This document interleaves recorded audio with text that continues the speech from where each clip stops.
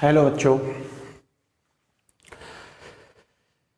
सबसे पहले my slogan, hello my dear, don't worry fear because I am here, so please listen to me carefully. आज हम बच्चों आपकी इस लेक्चर में unit number 7th class 11th start करेंगे। तो यूनिट 7 जो है उसका नाम है आपका इक्विलिब्रियम। तो इक्विलिब्रियम चैप्टर में हम इसको करने वाले हैं।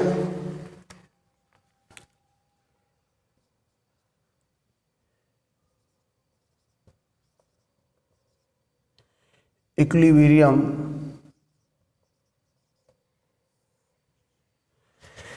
ये है आपका चैप्टर, बड़ा ही मजेदार चैप्टर है साहब।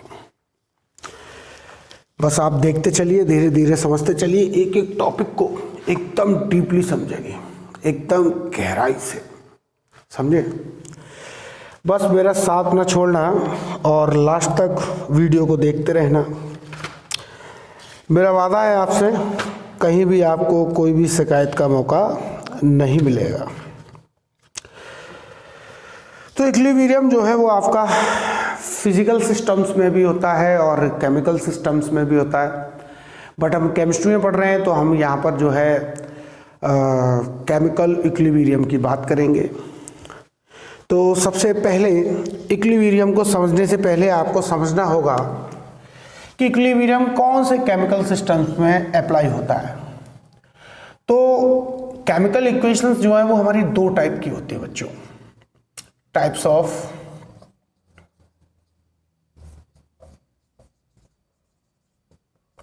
Chemical reaction, types of chemical reaction. तो पहला टाइप होता है बच्चों हमारा इरिवर्सिबल रिएक्शंस, इरिवर्सिबल और रिएक्शन। और सेकंड टाइप जो है बच्चों हमारा वो है आपका रिवर्सिबल रिएक्शन।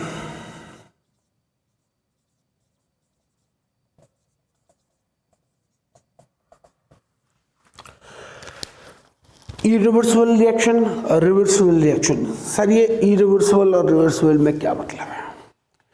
तो बेटा रिवर्सिबल वो रिएक्शन जो सिर्फ एक ही डायरेक्शन में मूव करेगी, जो सिर्फ एक ही डायरेक्शन में चलेगी। आप कह सकते हैं, एक एग्जांपल हम इसका ले सकते हैं कि अगर हमारे पास है a plus B gives us c plus D. तो इस रिएक्शन में मैंने जो आपका एक साइन यूज किया है, तो ये साइन यहां पर क्या रिप्रेजेंट कर रहा है बच्चों कि ये रिएक्शन ओनली आपके फॉरवर्ड डायरेक्शन में चलेगी, या कह सकते हैं आप यहां पर A और B ऑलवेज रिएक्टेंट रहेंगे, C और D ऑलवेज प्रोडक्ट रहेंगे। तो ये रिएक्शन आपकी सिर्फ इसी डायरेक्शन में चलेगी। कभी ऐसा नहीं हो सकता है कि C और D जो है आपस में रिएक्ट करके A और B को परफॉर्म कर दे, नहीं। इस रिएक्शन में हमेशा क्या होगा बच्चों कि A और B जो है आपकी वो आपस में रिएक्शन करके C और D का फॉर्मेशन करेंगी। ये है आपकी इरिवर्सिबल रिएक्शन। अब रिवर्सिबल रिएक्शन में क्या होता है? रिवर्सिबल रिएक्शन में क्या होता है बेटा कि A प्लस बी, अगर मान लीजिए कोई ऐसे रिएक्टेंट है हमारे जो जिस टाइप का प्रोडक्ट परफॉर्म कर रहे हैं, मान लीजिए यहाँ पर C और D प्रोडक्ट परफॉर्म कर रहे हैं, तो ये मैंने एक स्पेशल टाइप का साइन लगाया है। आप इसको देखें, ये साइन आपके दो डायरेक्शंस को शो कर रहा है। एक तो हाफ एरो जो है आपका वो फॉरवर्ड डायरेक्शन को शो कर रहा है, और जो हाफ एरो इस साइड में आ रहा है आपका, आपके जो राइट टू लेफ्ट आ रहा है जो, वो आपके बैकवर्ड डायरेक्शन को शो कर रहा है। मतलब ये है कि ये रिएक्शन जो है आपका दो काम कर सकती है। ये जो है आपका A प्लस B मिलकर जो है C और D का फॉर्मेशन भी कर सकती हैं, और यहीं पर अगर हम इसको देखें कि C प्लस D जो है वो A और B का भी फॉर्मेशन कर सकती है। तो इसी मैकेनिज्म को कंबाइंड फॉर्म में जब हम लिखते हैं तो इस तरीके से लिख सकते हैं कि ए और बी जो है वो रिएक्टेंट है किसके लिए, सी और डी के लिए। लेकिन यहां पर सी और डी एक ऐसे प्रोडक्ट हैं जो खुद आपस में रिएक्शन करके ए और बी का फॉर्मेशन भी करते हैं। तो ए और बी फॉरवर्ड डायरेक्शन में सी और डी का प्रोडक्शन कर रही हैं, सी और डी बैकवर्ड डायरेक्शन में ए और बी का फॉर्मेशन कर रही हैं। तो यहां पर ए और बी सी और डी के लिए रिएक्टेंट है, सी और डी आपके ए और बी के लिए रिएक्टेंट का काम कर रही है। तो आई होप आपने समझ लिया होगा कि रिवर्सिबल रिएक्शन और इरिवर्सिबल रिएक्शन में क्या फर्क है, रिवर्सिबल रिएक्शन और इरिवर्सिबल रिएक्शन में क्या डिफरेंस है, आपने समझ लिया होगा। अब मैं आपको बता दूं कि इस चैप्टर के अंदर बच्चों हमको इरिवर्सिबल रिएक्शन के लिए कोई भी बात नहीं करनी है, क्योंकि इक्विलिब्रियम इरिवर्सिबल सिस्टम में नहीं होता है, वो रिवर्सिबल सिस्टम में होता है। अब सर ये इक्विलिब्रियम क्या है, अभी धीरे धीरे चैप्टर में आगे बढ़ेंगे तो सारी बातें क्लियर होती चली जाएंगी। चलिए कुछ एग्जांपल्स भी मिलेंगे अभी हमें यहाँ पर। अभी तो मैंने आपको इसको ए और बी की हेल्प से समझा दिया है, अभी कुछ एग्जांपल्स भी मिलेंगे, कुछ ऐसे केमिकल रिएक्शंस आपको देखने को मिलेंगी जो कि आपको फील करवा देंगी कि हाँ भाई ऐसा होता है। अब देखो बच्चों, सबसे पहले अगर मैं यहां पर इक्विलिब्रियम को समझने की कोशिश करें तो एक तरीके से मैं आपको यहां पर यह भी बता सकता हूं कि इक्विलिब्रियम क्या है। तो जरा ध्यान से देखिएगा आप, यहां पर इक्विलिब्रियम क्या है। अगर एक ग्राफ की हेल्प से हम इसको समझने की कोशिश करें तो कि A plus B gives us, या रिवर्सिबल का साइन लगाएं, C प्लस डी। मान लीजिए मैं यहां पर एक ग्राफ की हेल्प से इसको ड्रॉ कर रहा हूं और इसमें आप जो है रिलेशन निकालेंगे। ये वाला जो एक्सिस है वो किसको रिप्रेजेंट कर रहा है, यहाँ पर रेट ऑफ रिएक्शन को। तो आप यहाँ पर लिख सकते हैं rate of reaction, rate of reaction, और नीचे है आपका टाइम पीरियड, टाइम, ये टाइम को रिप्रेजेंट कर रहा है। अब जब स्टार्टिंग में हमने ए और बी को लिया एज रिएक्टेंट और रिएक्शन में स्टार्ट करवा दी, तो हमको उस टाइम में क्या देखते हैं कि ए और बी जो है बड़ी फास्टली रिएक्ट कर रहे हैं, बहुत स्पीड से रिएक्ट कर रहे हैं, और सी और डी का फॉर्मेशन लगातार हो रहा है। तो अब होगा क्या कि इनिशियल टाइम पर जब रिएक्शन हमने स्टार्ट करी, ये क्या है, ये जीरो टाइम है, जीरो टाइम, 0 सेकेंड 0 मिनट, जिसमें आप जिस यूनिट में टाइम को लेंगे उसमें। तो सॉरी, तो यहां पर जीरो टाइम है। तो जीरो टाइम में क्या था कि ए और बी, इसका रेट अगर मान लीजिए इस एक पर्टिकुलर पॉइंट पे मान लो, क्योंकि रिएक्शन स्टार्ट हुई है तो इसका रेट जो है वो यहां पर है। और बैकवर्ड डायरेक्शन की अगर हम बात करें, क्योंकि शुरू में ए और बी फॉर्मेशन कर रहा है सी और डी का, सी और डी ए और बी की फॉर्मेशन नहीं कर रहा है। स्टार्टिंग में क्या हुआ कि ए और बी ने रिएक्शन करना स्टार्ट किया, सी और डी की फॉर्मेशन स्टार्ट कर दी। फिर कुछ टाइम बाद देखते हैं कि हम सी और डी जो है वो ए और बी की फॉर्मेशन भी करेगा। तो लेकिन इनिशियल टाइम पर अगर हम देखें तो जो भी रेट ऑफ रिएक्शन थी वो ए और बी की थी। तो मैंने यहाँ कहीं भी मान लो आप, और बैकवर्ड डायरेक्शन में देखेंगे हम तो सी और डी की जो है वो मैं यहाँ पर मान लेता हूँ रेट ऑफ रिएक्शन, क्योंकि उसकी 0 है। तो हम क्या देखेंगे कि फॉरवर्ड डायरेक्शन में जो रेट ऑफ रिएक्शन थी कि वो टाइम पीरियड जैसे जैसे बढ़ता जाएगा तो रेट ऑफ रिएक्शन क्या होती चली जाएगी, डिक्रीज होती चली जाएगी। और बैकवर्ड डायरेक्शन में रेट ऑफ रिएक्शन को देखेंगे तो वो इंक्रीज होती चली जाएगी। तो एक टाइम पीरियड ऐसा आएगा आपका, यहाँ पर दिख रहा होगा, उस समय क्या होगा बच्चों कि आपका इक्विलिब्रियम आ गया। कैसे, अब यहां पर देखिए कि पहले बैकवर्ड डायरेक्शन में रेट ऑफ रिएक्शन इंक्रीज हो रही है, और फॉरवर्ड डायरेक्शन में, फॉरवर्ड डायरेक्शन के लिए हमने ये पॉइंट लिया है यहाँ पर, वो डिक्रीज हो रही है।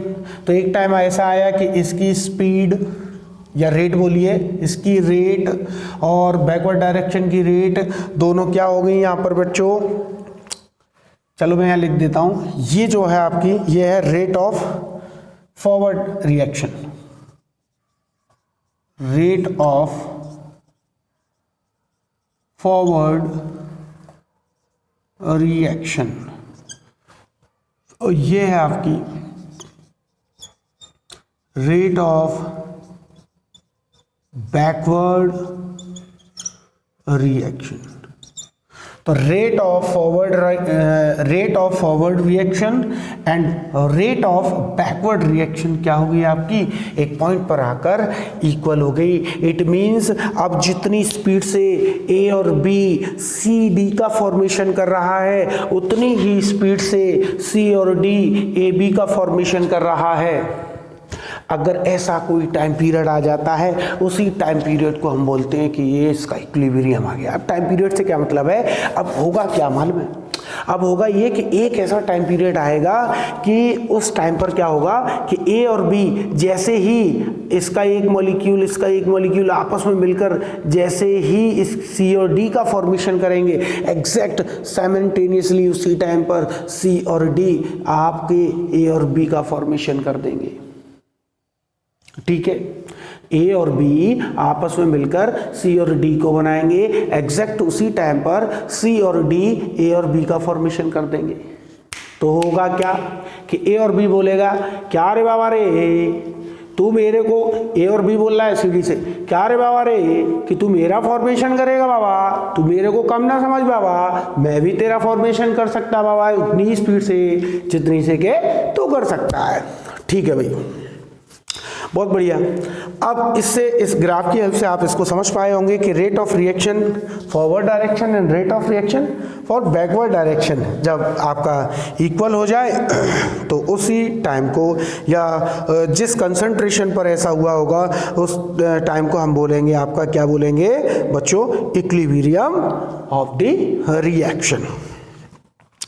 अब जो है इसके कुछ प्रॉपर्टीज़ भी हैं इक्विलिब्रियम की, क्योंकि देखो हाँ एक चीज़ और बता दूं बच्चों मैं आपको, मोस्टली बच्चे क्या गलती कर देते हैं, उनका मालूम है जब उनको इक्विलिब्रियम समझाओ तो उनके माइंड में एक चीज़ आती है कि अच्छा सर जो बता रहे हैं वो ऐसा है कि 50% ये खर्च हो जाएगा और 50% इसकी फॉर्मेशन हो जाएगी, बस आ गया इक्विलिब्रियम। 50% ये खर्च होकर इसको बना देगा और जैसे ये 50% बन जाएगा तो सी और डी जो है 50% अमाउंट इक्वल रहेगा। जैसे ये 49 होगा इसको 51 करेगा तो ये अपने 50 में से अपना एक यूनिट इधर घटा देगा, फिर से वो 50-50 रहेगा।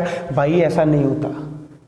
हो सकता है कोई रिएक्शन में कंसंट्रेशन जो है वो आपकी जो है लेफ्ट साइड और राइट साइड या कहिए रिएक्टेंट साइड और प्रोडक्ट साइड की जो लेफ्ट और जो कंसंट्रेशन है वो हो सकता है 50-50% हो, कोई रिएक्शन हो सकती है ऐसी, लेकिन ऐसा हमेशा नहीं होता। हो सकता है किसी का इक्विलिब्रियम ऐसा हो कि जब ये 40% बचेगा इसकी फॉर्मेशन 60% हो जाएगी तब इक्विलिब्रियम आए। कि अब इसने अगर एक भी अपना % खर्च किया, मान लीजिए ये 40 से 39 होने की कोशिश कर रहा है तो उसी समय क्या करेगा, अपना ये 1% इधर ट्रांसफर कर देगा, रहेगा 40 और 60 ही। ठीक है, हो सकता है कि ऐसा हो कि ये मान लीजिए 70 हो और ये 30% हो, ऐसा भी हो सकता है। 50-50 नहीं होता, 50-50 भी हो सकता है किसी के लिए, लेकिन हमेशा 50 ही हो ऐसा नहीं है। हर एक रिएक्शन का अपना एक पर्टिकुलर परसेंटेज के बीच में आकर जो है उनका इक्विलिब्रियम आकर फिक्स होता है। ठीक है, और कोई बात मेरे हिसाब से आपको समझ में आ गया होगा। अब इसका मैं यहाँ पर एक चीज़ और बता दूं कि dynamic nature of chemical equilibrium, dynamic nature of chemical equilibrium. Sir ये डायनामिक नेचर का मतलब क्या है भैया? कहने का मतलब ये है, बात को समझ लो। मतलब ये है बच्चों कि इक्विलिब्रियम आ जाने पर हमें ऐसा फील होता है कि अब रिएक्शन का जो है वो चलना बंद हो गया। हमें ऐसा फील होता है कि हमें ऐसा लगता है कि ए और बी को जितना CD बनाना था वो बन चुका, अब ये रिएक्शन स्टॉप हो गई है। नहीं, वो रिएक्शन स्टॉप नहीं होती है। होता क्या है कि ए और बी आपस में मिलकर जब C और D को बना रहे होते हैं तो उसी टाइम पर C और D उसी टाइम पर ए और बी की फॉर्मेशन करते हैं। तो भाई हमको ऐसा फील ही नहीं होता कि इसकी फॉर्मेशन हो रही है और साथ में इसकी भी फॉर्मेशन हो रही है, हमें तो रुका हुआ सा लगता है, लेकिन ऐसा नहीं होता, रिएक्शन लगातार चल रही होती है। अब एक छोटा सा एग्जांपल देता हूं मैं आपको कि मान लीजिए आपके पास एक छोटा सा मान लीजिए कोई वेसल है, कोई जिसमें 10 लीटर की कैपेसिटी है मान लो, और उसमें आपने क्या किया कि उसमें आपने वाटर फिल कर रखा है। अब यहाँ पर आपने वाटर पास करने का एक एग्जिट छोड़ रखा है और यहाँ से आपने वाटर फिल करने का एक रास्ता बना रखा है कि भाई यहाँ से वाटर जो है हम इसके अंदर फिल करेंगे और यहाँ से हमारा वाटर जो है वो बाहर जाएगा। अब यहाँ पर क्या है कि यहाँ पर से जब आप वाटर इसमें फिल कर रहे हैं तो उस पहले क्या हुआ, स्टार्टिंग में तो ये खाली था, पहले आपने इसके अंदर वाटर फिल करना शुरू किया, आपको लग रहा है हाँ इसके अंदर वाटर भर रहा है, धीरे धीरे इसकी क्या होगी जो है इसकी लेवल बढ़ती चली जाएगी, आपको लगेगा कि हाँ वाटर आ रहा है इसके अंदर, आ रहा है, बहुत बढ़िया। लेकिन अब क्या होगा कि जब आप वाटर इधर से डाल रहे थे तो उस समय जितनी स्पीड से वाटर आ रहा था उतनी स्पीड से वाटर इसमें से पास नहीं हो रहा था। एक टाइम ऐसा आएगा कि जितनी स्पीड से वाटर इसके अंदर जा रहा है उतनी ही स्पीड से वाटर इसमें से बाहर भी जाएगा। और जब एक ऐसी कंडीशन आ जाएगी कि वाटर जितनी स्पीड से आ रहा है वाटर उतनी ही स्पीड से बाहर जा रहा है, तो ये जो वाटर लेवल है एक पोजीशन पर आकर फिक्स हो जाएगा। अब आपसे उस समय पूछा जाए कि बताओ भाई, अब आपको है ना छिपा दिया जाए, जहां से वाटर उसके अंदर हम भर रहे हैं वहां उस जगह को हाइड कर दिया जाए, किसी से छिपा दिया जाए थोड़ा बहुत, फिर आपसे पूछा जाए और जहां से वाटर निकल रहा है वहां से भी जो है, लेकिन बस वाटर का लेवल दिखाया जाएगा कि आप देखो कि बताओ ये वाटर इसमें फिल हो रहा है या नहीं हो रहा है, वाटर पानी इसमें लगातार आ रहा है या फैल रहा है, क्या हो रहा है। तो वो वाटर लेवल को देखेगा ना, तो वही वाटर लेवल ऊपर हो रहा है ना नीचे हो रहा है, नहीं साहब इसमें तो कोई रेस्पॉन्स नहीं हो रहा है। लेकिन जब हटा दिया जाएगा सब कुछ, जहाँ से वाटर पास हो रहा है उस जगह को भी अब दिखा दें हम उसको, जहाँ से वाटर भर रहे हैं उसको भी दिखा दें, तब कहेगा अरे हाँ भाई ये तो वाटर लगातार आ भी रहा है और जा भी रहा है। तो बस सेम ईयर हमें ऐसा फील होता है, लेकिन ऐसा होता नहीं है। इक्विलिब्रियम आ जाने के बाद भी जो केमिकल रिएक्शन होती है वो अपने डायनामिक नेचर को नहीं छोड़ती है, लगातार केमिकल रिएक्शंस चल रही होती है और जो है वो चलती ही रहती है। इसीलिए हम इसको क्या बोल देते हैं मेरे प्यारे बच्चों, फटाफट बताओ कि भैया जो केमिकल रिएक्शन है, रिवर्सिबल केमिकल रिएक्शंस जो होती हैं उनका डायनामिक नेचर होता है, वो लगातार चलती रहती है। रिएक्टेंट से प्रोडक्ट, प्रोडक्ट से रिएक्टेंट। ए और बी के लिए कौन product, C and D, C and D के लिए कौन प्रोडक्ट, ए एंड बी। चलो आगे बढ़ते हैं, बहुत सारी बात हो गई, एक ही बात को बार बार रिपीट करके रखे मैं भाई, कुछ बच्चों को तो अच्छा लग रहा होगा, नहीं यार सर एक बात को कितनी बार बताते हैं, बढ़िया समझ में आता है। कुछ को लग रहा है, जिनको समझ में आ जाता है ना वो ये कहते हैं अबे यार क्या सर जल्दी हटाओ ना, बस समझ में आ तो गया, बार बार क्यों एक ही बात को लपेटे जा रहे हो। ठीक है, अब हम बात करेंगे बच्चों यहाँ पर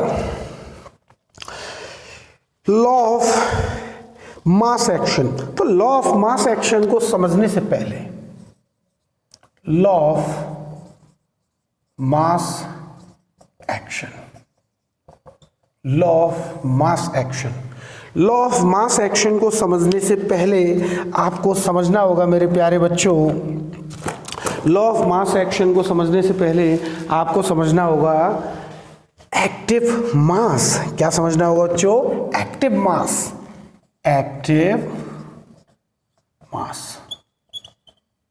एक्टिव मास।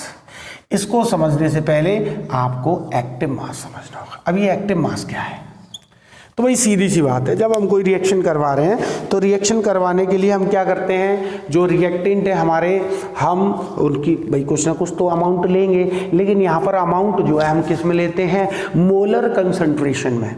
भूल गए molar concentration?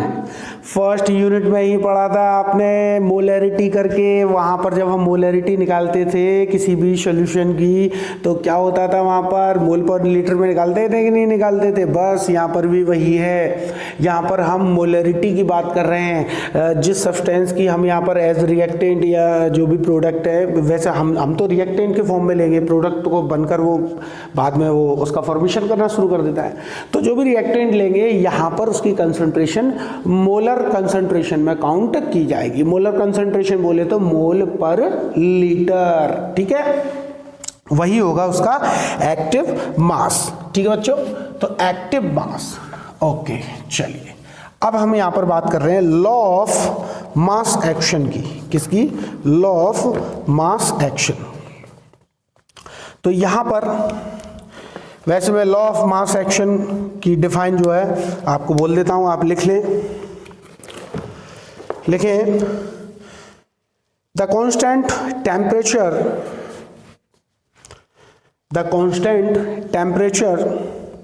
Comma the rate of a chemical reaction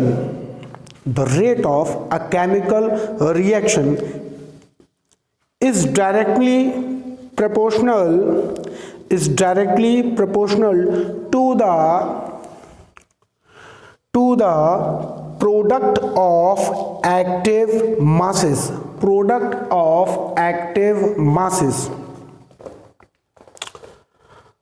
of reacting species comma with each active mass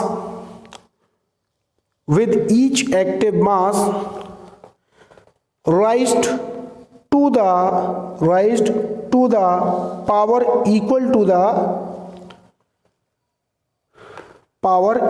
the stoichiometric coefficient of that species in the chemical reactions। बहुत बढ़िया। अब देखिए, मान लीजिए हमारे पास कोई एक एग्जांपल लेते हैं, उसी की हेल्प से समझते हैं। A + B gives us product.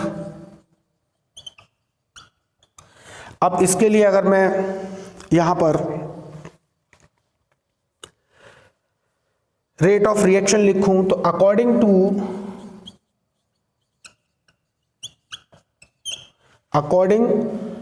To the law of mass action, तो आप ए के रेस्पेक्ट में लिखेंगे और बी के रेस्पेक्ट में लिखेंगे। ठीक है, तो आप यहां पर लिख देंगे कि rate of reaction directly proportional होगी किसके? कंसंट्रेशन ऑफ ए, वो भी कौन सा? Molar concentration, and concentration of B, concentration of A and concentration of B. अब आप लिख सकते हैं यहां पर कि rate of reaction is equal to, अब ये साइन हटेगा तो कुछ ना कुछ तो छोड़कर जाएगा। अब पता है आपको कांस्टेंट ही छोड़ के जाएगा, तो होगा क्या कि ये आ जाएगा। अब यहां पर के क्या है? के है आपका बच्चों यहां पर रेट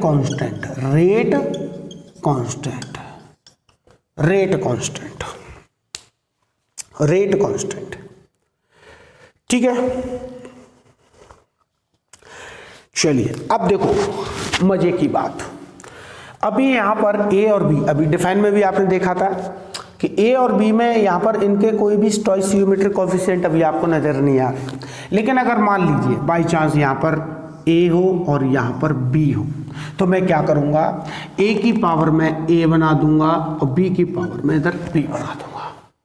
ठीक है, अगर यहां पर 2 है, यहां पर 3 है, तो मैं यहां पर 2 कर दूंगा, यहां पर 3 कर दूंगा। तो चलो हम तो वही रहने देते हैं, ए एंड बी। तो आप यहाँ पर कर दें A और यहाँ पर कर दें B। तो जो स्टोइसियोमेट्रिक कोफिशिएंट होता है वो कंसंट्रेशन की पावर बन जाता है A एंड B। और इसी को कहते हैं बच्चों लॉ ऑफ मास एक्शन। यहाँ पर जो हमारे रिएक्टेंट है उनकी कंसंट्रेशन के रेस्पेक्ट में रेट को अगर हम लिख दिए, रिएक्शन की रेट को रिएक्टेंट कंसंट्रेशन के रिलेट में लिख दिए, या कि ये ए और बी जो भी रिएक्टेंट दिए हों उनके रेस्पेक्ट में, उनके कंसंट्रेशन के रेस्पेक्ट में अगर रेट ऑफ रिएक्शन को लिख दिए तो वही होता है law of mass action. Law of mass action, बहुत बढ़िया।